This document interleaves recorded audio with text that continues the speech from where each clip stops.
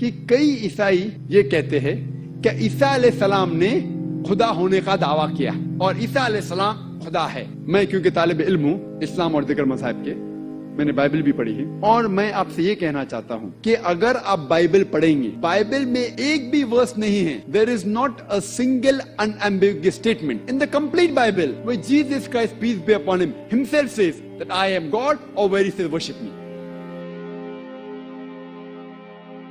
यीशु ने कोई दावा नहीं किया कि मैं खुदा हूँ। इस बात को याद रखिएगा कि ये मुसलमानों के लिए सबसे बड़ा बिंदु है, क्योंकि जैसे मैंने पहले बताया कि मुसलमान मानते हैं कि यीशु मसीहा था, मुसलमान मानते हैं कि यीशु बहुत मोजज़े करता था, कुछ तो ये भी मानते हैं कि वो सिनलेस प्रॉफिट था, उसने कभी पाप नहीं किया पृथ्वी पे। लेकिन जैसे ही आप कहते हो कि यीशु खुदा था, एक मुसलमान की नज़र में आप एक सबसे बड़ा गुनाह कर देते हो जिसे ब्लेस्फेमी कहते हैं। कुरान साफ कहता है चैप्टर 4 171 और चैप्टर 5 72 में, अगर तुमने ये माना कि यीशु खुदा है तो तुम नर्क में ही जाओगे। और इस बात में किसी तरह का कोई शक नहीं एक मुसलमान के नजरिए से। चैप्टर 5 116 आयत में दिखाया गया है कि यीशु अल्लाह से बात कर रहे हैं। हाँ, अल्लाह ने यीशु से कहा तुमने बोला कि मेरी इबादत करो। उसने कहा किसी सूरत में नहीं। क्या मेरे पास इतने अधिकार हैं कि मैं ऐसी बात कहूँ? तो ये सोच कि यीशु खुदा है इस्लाम का सबसे बड़ा गुनाह है। तो वो अपने खुदा का बचाव करते हैं जब वो कहते हैं कि यीशु खुदा किसी तरह से नहीं। लेकिन अब मैं और ज्यादा गहराई से पढ़ाई करने लग गया था और चीजों को समझने लग गया था। और जब मैं यूहन्ना की इंजील पढ़ रहा था तो मैंने पहले पन्ने की पहली आयत यीशु खुदा है पढ़ा। मुझे ज्यादा पढ़ना भी नहीं पड़ा। इब्तिदा में कलाम था, कलाम खुदा के साथ था और कलाम ही खुदा था। और कलाम था क्या? 14वीं आयत, कलाम गोश्त बना और हमारे साथ रहा और हमने उसका जलाल देखा। मैं इन सब तरह की आयतों को देख रहा था और इनसे बचने की भी कोशिश कर रहा था, क्योंकि बचपन से ही मुझे बताया गया था कि यीशु खुदा नहीं हो सकता। और अब तो मैं मान रहा था कि नया नियम सही है, तो ऐसा कैसे कह सकता है ये? और मैंने इसे ऐसे डिफेंड किया कि यीशु नहीं कह रहे कि मैं खुदा हूँ, ये तो लेखक जॉन कह रहा है। जब आप यूहन्ना का गॉस्पेल आगे पढ़ते तो आप पाते यीशु कह रहे हैं यूहन्ना 8:58 में, जब कुछ यहूदियों ने कहा कि तू अभी 50 साल का भी नहीं है और तू ये दावा कर रहा है कि तूने अब्राहम को देखा है। और यीशु का जवाब था आमीन आमीन, इससे पहले कि अब्राहम पैदा हो आई एम मैं हूँ। अगर आप मुसलमान हो तो आपको ये टर्म आई एम मैं हूँ के बारे में कुछ नहीं मालूम, और तब आपको कोई एक्सोडस 3:14 बताए जहां पर खुदा ने मूसा से कहा है कि उसका नाम अनहू है, मैं हूँ आई एम, तब आपकी समझ खुलेगी कि यीशु क्या कह रहा है अपने बारे में। यहाँ कोई कहता है कि तू 50 का भी नहीं है और तूने अब्राहम को देखा है। यीशु कहता है मैं इटरनली एग्जिस्ट करता हूँ अब्राहम के पैदा होने से भी पहले।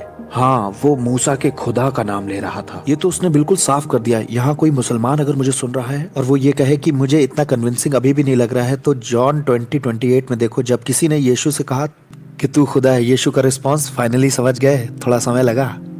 फिर मेरा ये रिस्पांस था कि छोड़ो यूहन्ना की अंजील को, क्योंकि ये तो बहुत बाद में लिखा गया, इस पे भरोसा नहीं किया जा सकता।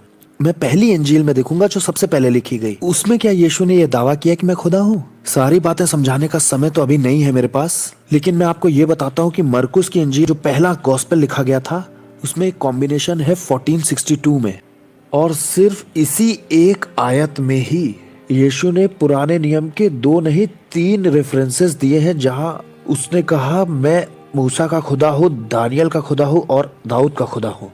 और ये उसने इतना साफ तौर पे कहा कि हाई प्रीस्ट जो था उसने अपने कपड़े तक फाड़ दिए और कहा तुमने ये ईश निंदा सुनी, अब हमें क्या करना चाहिए?